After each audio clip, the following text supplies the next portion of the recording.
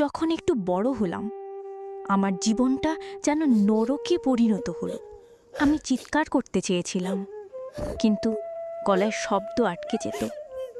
মেয়েদের স্বপ্ন দেখার অধিকার নাকি নেই? আসন সংখ্যা সীমিত, দেরি না করে এখনই ইনবক্স করুন নিঝুম আইটি সেন্টারে। আমি একটা ছোট্ট গ্রামে জন্মেছিলাম। মেয়েদের স্বপ্ন দেখার অধিকার নাকি নেই?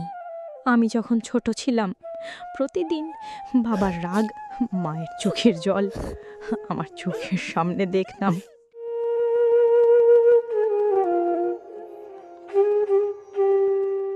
খেলার বয়সে আমাকে নামতে হয়েছিল কাজে। ছেঁড়া জামা, খালি পা, তবুও মনে মনে একটা স্বপ্ন লালন করতাম। কিন্তু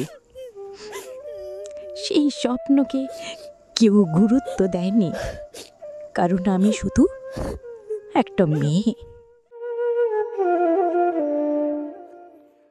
যখন একটু বড় হলাম আমার জীবনটা যেন নরকে পরিণত হলো। বিয়ে হলো এমন এক ঘরে যেখানে আমার স্বপ্ন নয়, শুধু কান্না আর আঘাতই ছিল প্রতিদিনের সঙ্গী।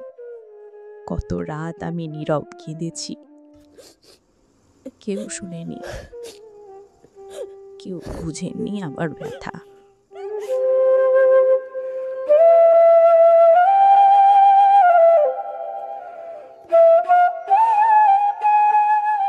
একটা মেয়ে যখন ভেঙে পড়ে তখন সে শুধু চোখের জলে ভেসে যায়।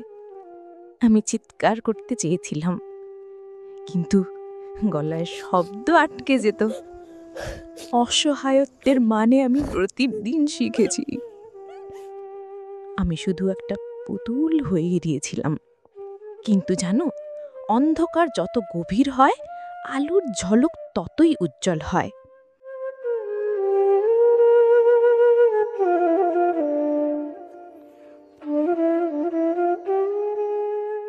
আমি ঠিক করলাম আমি হার মানব না। আমার অশ্রুকে আমি বানালাম শক্তি, আমার ক্ষতকে বানালাম সাহস। আজ আমি দাঁড়িয়ে আছি সবার সামনে, একজন নারী হিসাবে, যে প্রমাণ করেছে যে নারী দুর্বল নয়, নারী শক্তি।